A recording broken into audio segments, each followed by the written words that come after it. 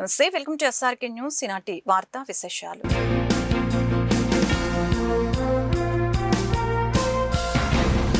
YCP అధికారంలో ఉన్నప్పుడు జగన్మోహన్ రెడ్డి బీసీలను అణగతొక్కారని గుంటూరు తూర్పు నియోజకవర్గ ఎమ్మెల్యే మహమ్మద్ నజీర్ అహ్మద్ ఆరోపించారు. పొన్నూరు రోడ్లోని క్యాంపు కార్యాలయంలో శుక్రవారం నజీర్ మీడియాతో మాట్లాడారు. బీసీల అభ్యున్నతి కోసం కూటమి ప్రభుత్వం కృషి చేస్తుందని, అందులో భాగంగానే బీసీలకు 34% రిజర్వేషన్ కల్పించామని గుర్తు చేశారు. తమ ప్రభుత్వం డీఎస్సీని పారదర్శకంగా చేపట్టినప్పటికీ వైసీపీ ప్రభుత్వం విమర్శలు చేయడం దుర్మార్గమని ధ్వజమెత్తారు. ప్రభుత్వం చేస్తున్న అభివృద్ధిని ఓర్చుకోలేక వైసీపీ జీర్ణించుకోలేకపోతుందని అన్నారు. గత 2 రోజుల క్రితం రాష్ట్ర కేబినెట్ సమావేశంలో, అలాగే శాసనసభలో ముఖ్యంగా రాష్ట్రంలో సగభాగం ఉన్నటువంటి బీసీలకు కూటమి ప్రభుత్వం పూర్తి స్థాయిలో న్యాయం చేసేటువంటి దిశగా, ముఖ్యంగా ఆనాడు అన్న నందమూరి తారక రామారావు గారి దగ్గర నుండి ఈరోజు చంద్రబాబు నాయుడు గారి నాయకత్వం వరకు రాష్ట్రంలో బీసీలకు పెద్ద పీట వేసినటువంటి పార్టీ నాయకులు తెలుగుదేశం పార్టీ నాయకులు. ఈరోజు కూటమి ప్రభుత్వం ఏర్పడిన తర్వాత కూడా ముఖ్యంగా మనం ఒక్కసారి ఆలోచిస్తే, ఆనాడు రాజ్యాధికారం కేవలం కొన్ని వర్గాలకే కాకుండా అన్ని వర్గాలకు, ముఖ్యంగా అణగారినటువంటి వర్గాలకు కూడా అందించాలనేటువంటి ఒక సదుద్దేశంతో ఆనాడు నందమూరి తారక రామారావు గారు పెట్టినటువంటి బీసీ రిజర్వేషన్లు ఏదైతే ఆ రిజర్వేషన్లు కొనసాగిస్తూ ఆంధ్రప్రదేశ్ విభజన తర్వాత కూడా తెలుగుదేశం పార్టీ ప్రభుత్వం వాటిని కొనసాగిస్తే, గత ప్రభుత్వంలో వైసీపీ అధికారంలో ఉన్నప్పుడు ఆ ప్రభుత్వంలో ఉన్నటువంటి జగన్మోహన్ రెడ్డి గారు ఒక పక్కన బీసీల మీద అనేక రకాలుగా దమనకాండ చేసేటువంటి కార్యక్రమాలే కాకుండా వారికి రాజ్యాధికారం నుంచి కూడా దూరం చేయాలనేటువంటి ఆలోచనతో 33% ఉన్నటువంటి రిజర్వేషన్ని 24% చేయడమే కాకుండా దాదాపు పట్టణాల్లో కానివ్వండి, గ్రామాల్లో కానివ్వండి, ప్రజాప్రతినిధులుగా కొనసాగేటువంటి అవకాశం ఉన్నటువంటి బీసీలను అణగదొక్కేటువంటి కార్యక్రమం చేసి దాదాపు 16,800 మంది రాజ్యాధికారం కోల్పోయేటువంటి పరిస్థితులు తెచ్చుకునేటువంటి పరిస్థితులు. ముఖ్యంగా మరొకసారి ప్రజల ఆశీస్సులతో కూటమి ప్రభుత్వం ఏర్పడిన తర్వాత తిరిగి ఈరోజు బీసీల అభ్యున్నతికి, బీసీల అభివృద్ధి మీద అనేక కార్యక్రమాలు ఒక పక్కన చేస్తూనే రాజ్యాధికారంలో భాగస్వాములు చేసేటువంటి విధంగా ఈ ప్రభుత్వం మరొకసారి రూరల్కి సంబంధించినటువంటి స్థానిక సంస్థల్లో 34%, అలాగే పట్టణాల్లో 33% పైచిలకు కేటాయించేటువంటి పరిస్థితులు ఈరోజు మనందరం కూడా చూస్తూ ఉన్నాం. ఒక్కసారి బీసీ వర్గాలకు సంబంధించినటువంటి ప్రజలందరూ కూడా ఇటువంటి విషయాల మీద దృష్టి పెట్టాల్సినటువంటి అవసరం ఉంది. శాసన మండలిలో పీడీఎఫ్ ఎమ్మెల్సీ అభ్యర్థి ఉంటేనే సమస్యలు పరిష్కారం అవుతాయని మాజీ ఎమ్మెల్సీ కేఎస్ లక్ష్మణరావు అభిప్రాయం వ్యక్తం చేశారు. గుంటూరు టీటీడీ కళ్యాణ మండపంలో శుక్రవారం పీడీఎఫ్ ఎమ్మెల్సీ ఎం హనుమంతరావు పరిచయ సభ కార్యక్రమం జరిగింది. ఇందులో భాగంగా మాజీ ఎమ్మెల్సీ లక్ష్మణరావు, పీడీఎఫ్ ఎమ్మెల్సీ అభ్యర్థి హనుమంతరావు మాట్లాడారు. కూటమి పాలనలో ప్రభుత్వ కాంట్రాక్ట్ అవుట్సోర్సింగ్ ఉద్యోగులు తీవ్ర ఇబ్బందులు పడుతున్నారని తెలిపారు. ఈ నేపథ్యంలో శాసన మండలిలో ఉద్యోగుల సమస్యలపై మాట్లాడే అభ్యర్థి ఉండాల్సిన అవసరం ఉందని చెప్పారు.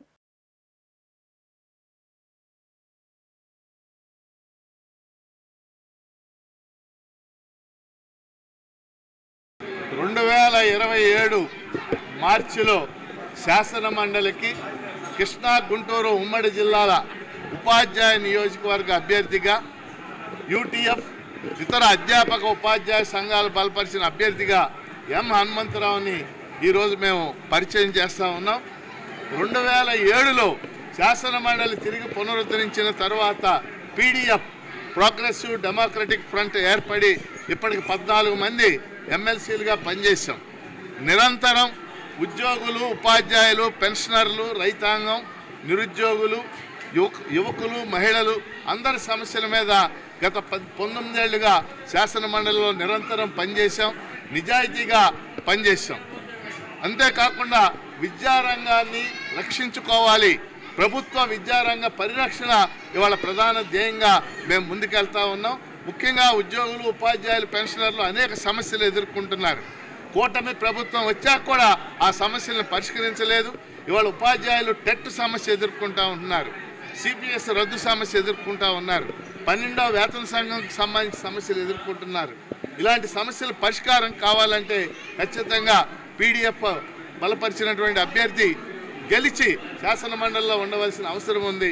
ఎం హనుమంతరావు ఉద్యమ నాయకుడు, 20 ఏళ్ల పాటు ఆయన యూటీఎఫ్లో ప్రముఖ నాయకుడిగా పనిచేశాడు.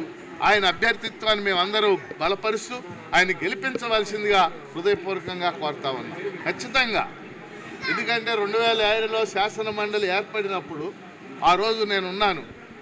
కాంగ్రెస్ పార్టీ ఒక నిర్ణయం చేసి మేము ఖచ్చితంగా ఈ ఉద్యోగ ఉపాధ్యాయులు సంబంధించిన నియోజకవర్గాల్లో మేము ఎంటర్ కామని చెప్పారు. ఎందుకంటే నేను నా చెవులారు విన్నాను కదా.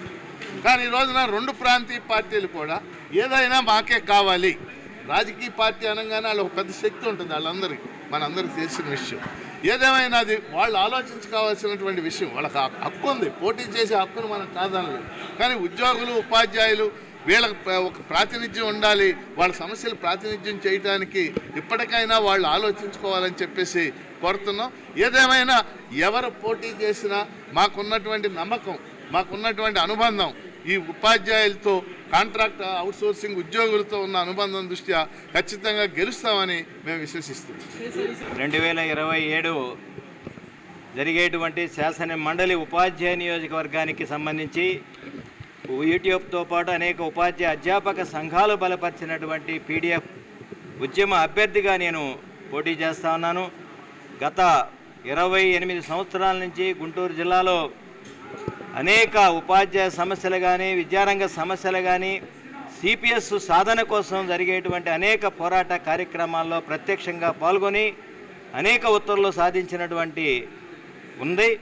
అదే సందర్భంలో అనేక కోర్టు కేసులు ఎదుర్కొన్నటువంటి నేపథ్యంలో ఈరోజు పీడిఎఫ్ అభ్యర్థిగా నన్ను బలపరచడం, అదే నేపథ్యంలో కూడా ఇవాళ తప్పనిసరిగా ఉపాధ్యాయులు టెట్ కానివ్వండి, అదే సందర్భంలో ప్రధానంగా ఇవాళ ఉన్నత విద్యారంగం పూర్తి స్థాయిలో ప్రైవేటీకరణ చెందుతూ ఉంది. స్కూల్ ఎడ్యుకేషన్లో 10th క్లాసు పూర్తి చేసినటువంటి ఒక విద్యార్థి ఇంటర్మీడియట్ చదవాలంటే లక్షల రూపాయలు ఖర్చు చేస్తున్నటువంటి నేపథ్యం ఉంది. అందువలన 10వ తరగతి పూర్తయిన తర్వాత ఒక విద్యార్థి ఉన్నత విద్య పూర్తి చేయాలంటే ఆ కుటుంబం ఆర్థికంగా నష్టపోతూ ఉన్నారు.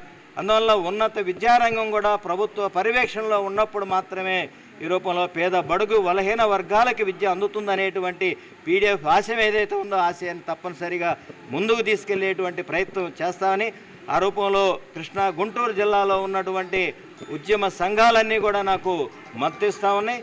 రాబోయేటువంటి రోజుల్లో కూడా మరిన్ని ఉపాధ్యాయ సంఘాలు, అధ్యాపక సంఘాలు కూడా మద్దతిస్తూ ఉన్నారు. రాజకీయాల అతీతంగా గత 2 పర్యాయాలుగా రాజకీయాల పరంగా నిర్ణయాలు తీసుకున్నాము. మేము ఉపాధ్యాయులంగా, అధ్యాపకులంగా నష్టపోయాము.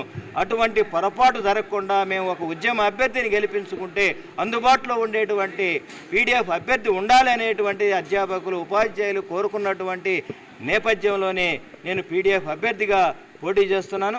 అందువల్ల తప్పనిసరిగా రాబోయేటువంటి ఎన్నికల్లో ఈ 2 జిల్లాలకు సంబంధించినటువంటి ఉపాధ్యాయులు, అధ్యాపకులు తప్పనిసరిగా ఆదరిస్తారని ఆశిస్తూ మీ అందరికి కూడా హృదయపూర్వకమైనటువంటి నమస్కారాలు తెలియజేస్తా ఉన్నాను. శ్రావణ మాసం వేడుకలు గుంటూరులో వైభవంగా జరుగుతూ ఉన్నాయి. ఇందులో భాగంగా 2వ శుక్రవారం పురస్కరించుకొని వరలక్ష్మి వ్రతం భక్తి శ్రద్ధలతో నిర్వహించారు. భక్తుల రాకతో ఆలయాలు కలకలలాడాయి. వేద పండితుల మంత్రోత్సరణ, విశేష పూజలతో వరాల లక్ష్మిని కొలిచారు. శ్రావణ శుక్రవారం నాడు దైవ దర్శనం చేసుకున్న భక్తులకి సకల శుభాలు కలుగుతాయని పండితులు తెలిపారు. శ్రీ సీతారామాభ్యాం నమః. సర్వేభ్యో మహాజనేభ్యో శ్రీరామం శ్రీరామం భూయో భూయో నమామ్యహం. లక్ష్మీ గణపతి దేవత లక్ష్మీ యోగిని ఎవరైనా లేకపోతే అక్కడ డబ్బులు కట్టా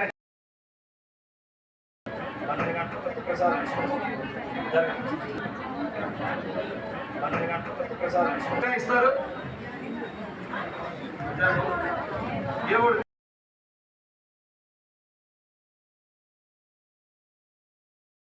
గుంటూరు తూర్పు నియోజకవర్గంలో శుక్రవారం వైసీపీ గుంటూరు నగర అధ్యక్షురాలు నూరి ఫాతిమా పర్యటించారు. బీఆర్ స్టేడియం పరిసర ప్రాంతాలతో పాటు నియోజకవర్గంలోని పలు ప్రాంతాల్లో తాగునీటి సరఫరా అస్తవ్యస్తంగా మారిందని ప్రజల నుండి ఫిర్యాదులు వస్తున్న నేపథ్యంలో నూరి ఫాతిమా ఆ ప్రాంతంలో పర్యటించి ప్రజల సమస్యల్ని అడిగి తెలుసుకున్నారు.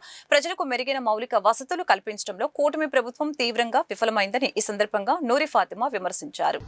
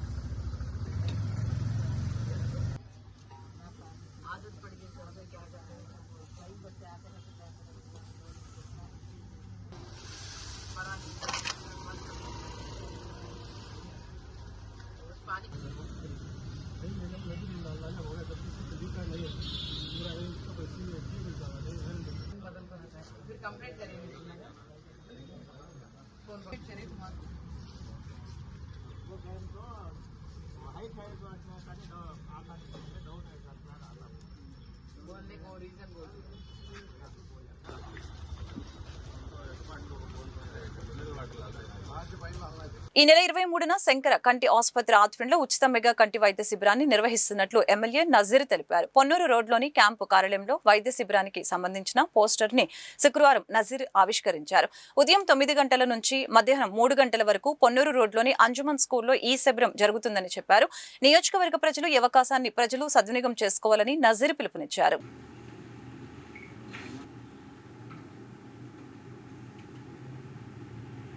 గుంటూరు తూర్పు నియోజకవర్గంలో 23వ తారీఖు ఆదివారం ఉదయం 9 గంటల నుండి సాయంత్రం 3 గంటల వరకు ఉచిత కంటి వైద్య పరీక్షలతో పాటు అక్కడికి విచ్చేసేటువంటి ప్రతి ఒక్కరికి కూడా కంటి పరీక్షలతో పాటు కావాల్సినటువంటి మందులు, అలాగే ఎవరైనా వృద్ధులు కానీ లేకపోతే ఆపరేషన్స్ చేయించుకోవాల్సినటువంటి అవసరం ఉన్నటువంటి వాళ్ళకి ₹1 ఖర్చు లేకుండా శంకర్ కంటి వైద్యశాల సహకారంతో ఈరోజు గుంటూరు తూర్పు నియోజకవర్గంలో ఈ కార్యక్రమాన్ని తీసుకోవడం జరుగుతూ ఉంది.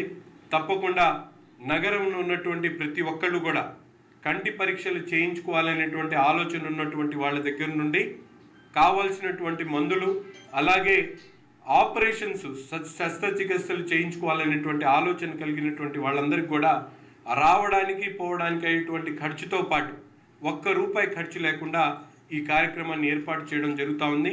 దీన్ని ప్రతి ఒక్కరు కూడా సద్వినియోగం చేసుకొని ఎవరైతే ఈ మీడియా ద్వారా తెలుసుకున్నటువంటి సోదరులు సోదరిమణులందరూ కూడా తమ చుట్టుపక్కల ఉన్నటువంటి పేదలకు, ముఖ్యంగా వృద్ధులకు ఈ విషయాన్ని తెలియజేసి, ఎందుకంటే ఈరోజు పెద్ద ఎత్తున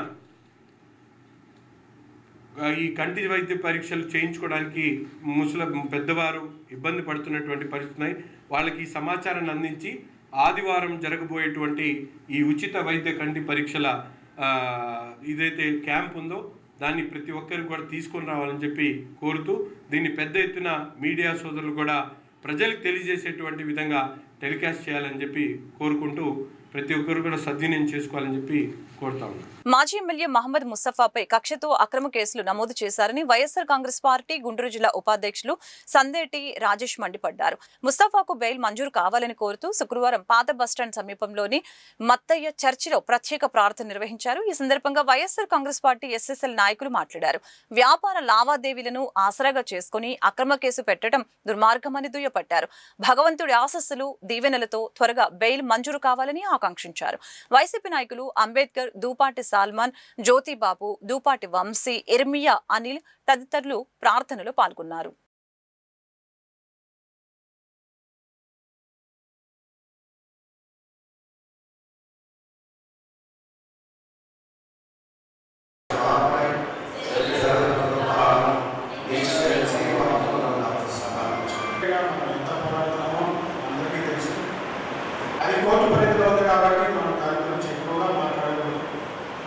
దానికి సంబంధించి మనకి మన నాయకుడికి ముస్తఫా గారికి వాళ్ళ అబ్బాయి అపాయము రాకుండా యెహోవా నిన్ను కాపాడును. ఇది మొదలు సెలవిచ్చినటువంటి మాటను బట్టి ఇదిగో అక్కడికి వేసుకుని నమ్మకంతో విశ్వాసంతో రక్షించుకోవాలన్నటువంటి విజ్ఞాపనం చేయించుకుంటే అతను సెలవిచ్చినటువంటి మాటను బట్టి సహాయం దయచేసి మేము ప్రార్థన చేస్తున్నాం. శక్తి వారిపై నిరంతరం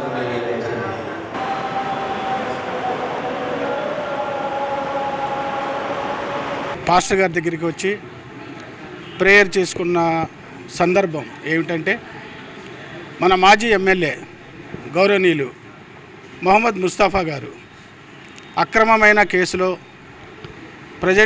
ప్రస్తుతం ఉన్న కూటమి ప్రభుత్వం అక్రమంగా జరగని దాన్ని జరిగినట్టు వాళ్ళే చిత్రీకరించి ఆయన్ని అక్రమమైన కేసులో ఇరికించి ఈరోజు జైల్లో నిర్బంధించారు.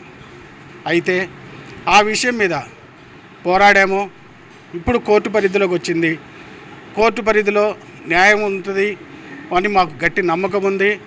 ఆ న్యాయబద్ధంగానే మేము పోరాడతాము. అందుకు మాకు దేవుని ఆశీస్సులు కావాలని ఈరోజు చర్చికి వచ్చి పాస్టర్ గారి చేత మేము ప్రేయర్ చేయించుకొని ఆయనకి త్వరగా బెయిల్ వచ్చి కేసులు కొట్టేసి త్వరగా రిలీజ్ అవ్వాలని మేము ఆ దేవుణ్ణి ప్రార్థించుకుంటూ ఉన్నాం. మరి ముఖ్యంగా ముస్తఫా గారు ఆయన వ్యక్తిగతం అందరికీ తెలుసు. ఆయన ఎంత సౌమ్యుడో, ఎటువంటి గొడవలు ఏటిని కూడా ప్రోత్సహించేవాడు కాదు. ఈరోజు ఆంధ్రాలో ఉన్న 175 నియోజకవర్గాల్లో గొడవలు జరుగుతున్నాయి. ఒక్క గుంటూరు తూర్పు నియోజకవర్గం తప్పితే అన్ని నియోజకవర్గాల్లో ఏదో విధంగా పార్టీ గొడవలు జరుగుతూనే ఉన్నాయి. ఈరోజు గుంటూరు తూర్పు నియోజకవర్గం ప్రశాంతంగా ఉంది అంటే గత 10 సంవత్సరాలు ముస్తఫా గారు ఇక్కడ ఎమ్మెల్యేగా చేసి ఎటువంటి గ్రూపుల్ని గొడవల్ని ఏటిని కూడా ప్రోత్సహించకుండా ప్రశాంతమైన పరిపాలన చేశాడు. కాబట్టే ఈరోజు గుంటూరు తూర్పు నియోజకవర్గం చాలా ప్రశాంతం. అటువంటి సౌమ్యుణ్ణి, అటువంటి ప్రశాంతంగా ఉండే మనిషిని తీసుకెళ్ళి ఈ కూటమి ప్రభుత్వం అక్రమంగా కేసులో ఇరికించి చెయ్యని దాన్ని రావాల్సిన డబ్బులు అడిగితే కేసు అంటే ఎవరికైనా ఊరికనే వస్తాయా? ఆయన వ్యాపారం చేసి ఎంతో కింద స్థాయి నుంచి పై స్థాయికి వచ్చి ఎదిగి డబ్బు విలువ తెలిసిన అతను అటువంటి వ్యక్తిని తీసుకెళ్ళి మీరు అక్రమంగా ఇరికించి ఎస్సీ ఎస్టీ యాక్ట్ లేని సెక్షన్లో ఆయన మీద పెట్టి కిడ్నాప్ కేసు. ఈ ఎస్సీ ఎస్టీ యాక్ట్ మేము పెట్టాలనుకుంటే గత 5 ఏళ్లలో పెట్టి ఎంతోమంది నాయకుల మీద పెట్టేవాళ్ళం, కానీ మేము పెట్టలా. ఈరోజు మీరు నేర్పించారు కదా, రేపటి రోజు మాది అనేది వస్తుంది. వచ్చినప్పుడు ఏ సెక్షన్లు కాదు కదా, ఇంతకు మించిన ఎస్సీ ఎస్టీ యాక్ట్ మించిన కేసులు కూడా పెట్టి మేము ఎట్లా చూస్తామో మీరు చూస్తారు. ఈరోజు విచారకరమైన విషయం, మరి మొహమ్మద్ ముస్తఫా గారు పార్టీలకు అతీతంగా అనేకమైన సేవలు అందించిన గొప్ప నాయకుడు. ఆ నాయకుడు ఈరోజు మరి కోర్టులో మరి అరెస్ట్ చేయటం జరిగింది. మరి అలాంటి కేసులు మరి మేమైతే అన్ని ముస్లిమ్స్ పెద్దలతోటి ముస్లిమ్స్ మసీదుల్లో ప్రార్థన చేయటం జరిగింది. అలాగే హిందూ టెంపుల్లో కూడా మరి ప్రార్థన చేయటం జరిగింది. మరి నేనైతే క్రిస్టియన్ మైనారిటీ స్టేట్ సెక్రటరీని. మరి నేను ఈ లూథరన్ చర్చిలో ఇక్కడికొచ్చి పాస్టర్ గారి చేత ప్రార్థన చేయటం జరిగింది. మా నమ్మకం ఏంటంటే మరి సర్వ సృష్టికి కారణభూతుడైన యేసు ప్రభు వారు రాజులకు రాజు, ప్రభులకు ప్రభు, ప్రపంచానికే ఆయన న్యాయవంతుడైన దేవుడు. కాబట్టి మరి దేవుణ్ణి మేము స్మరించుకొని ఇక్కడ పాస్టర్ చేత మా నాయకుడిని విడుదల చేయాలని చెప్పేసి మరి దేవుడిని కోరుకోవటం జరిగింది. మరి ఈ కార్యక్రమం ఉద్దేశించి మరి దేవుడు మరి మాకు మేలు చేసి మా నాయకుడిని విడుదల చేయాలని చెప్పేసి మేము క్రిస్టియన్స్ అందరం కోరుకుంటా ఉన్నాం. అసంఘటిత రంగ కార్మికులను ఆదుకోవాలని యూత్ కాంగ్రెస్ నాయకులు డిమాండ్ చేశారు. గుంటూరు జిల్లా కాంగ్రెస్ పార్టీ కార్యాలయంలో శనివారం యూత్ కాంగ్రెస్ నాయకులు మాట్లాడారు. జాతీయ యువజన కాంగ్రెస్ అధ్యక్షుడు నూనె పవన్ తేజ, ప్రధాన కార్యదర్శి లెనిన్ ప్రశాంత్, కార్యదర్శి Mamata Nagireddy, Joshua Gerard, Congress party జిల్లా అధ్యక్షుడు యన్నం సుధీర్ బాబు తదితరులు పాల్గొన్నారు.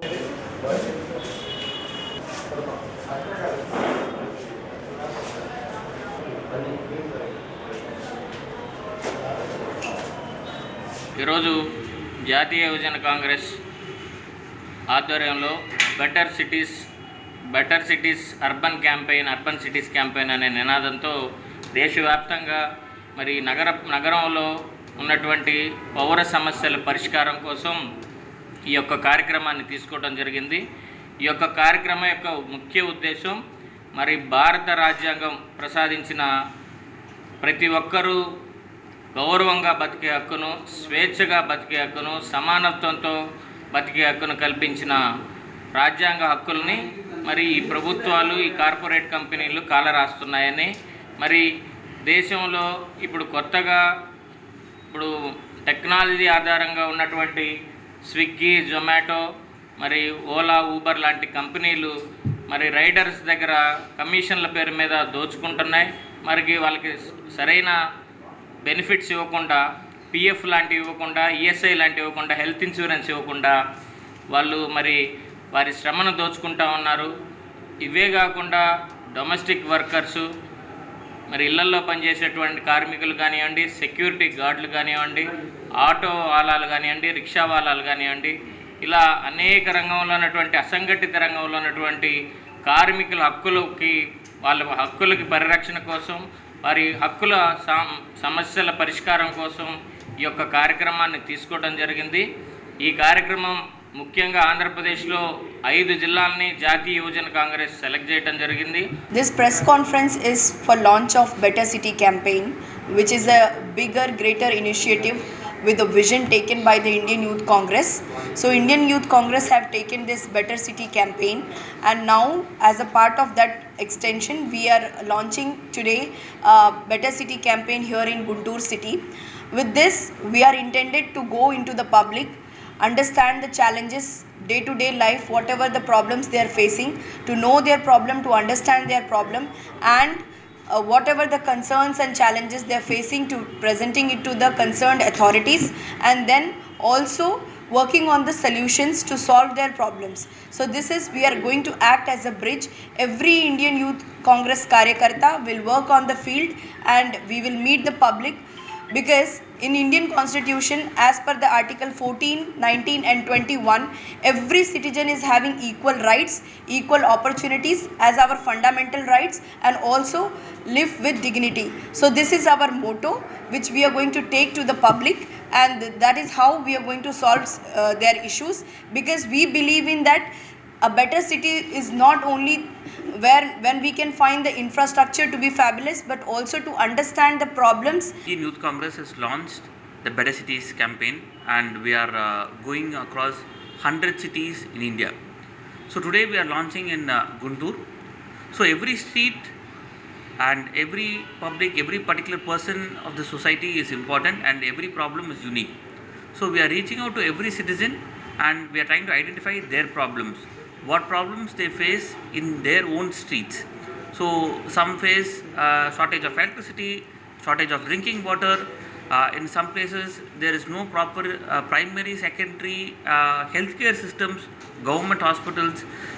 In some places there are no proper schools. In some places schools are there but no proper facilities or teachers are there. So in every street, in every region, whatever is their problem, we are identifying the problem and we'll represent it to the concerned authorities for them to clear the problem. If in case the government is not coming forward to clear the common man's problem, we will protest, we will do all that is necessary to ensure that the government gives the due respect and the due things which are necessary for the common man, and we will fight for it till it is done.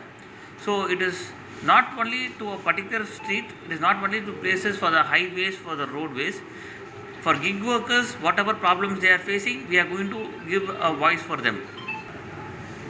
Indian youth Congress జాతీయ కార్యదర్శులు అయినటువంటి మమతా నాగిరెడ్డి గారు, అలానే జాషువా రెడ్డి గారు గుంటూరుకు రావడం జరిగింది. అలానే రాష్ట్ర అధ్యక్షులైనటువంటి నూనె పవన్ తేజ గారి ఆధ్వర్యంలో జిల్లా అధ్యక్షులు డివైసి అధ్యక్షులైనటువంటి ప్రసాద్ గారి అధ్యక్షతన జరుగుతున్నటువంటి ఈ యొక్క పోస్టర్ లాంచింగ్ కార్యక్రమంలో పాల్గొనడం చాలా ఒక గిగ్ వర్కర్స్ కానివ్వండి, ఎవరైతే సెల్ఫ్ మేడ్గా ఉండి ప్రస్తుతం ఉన్నటువంటి సమాజంలో పడుతున్నారు వాళ్ళ పక్షాన్ని యూత్ కాంగ్రెస్ ఉండి ఈ యొక్క కార్యక్రమాన్ని, వాళ్ళకి యూత్ కాంగ్రెస్ అండగా ఉందని చెప్పి తెలియజేయడానికి ఈ యొక్క కార్యక్రమాన్ని ఏర్పాటు చేయడం జరిగింది.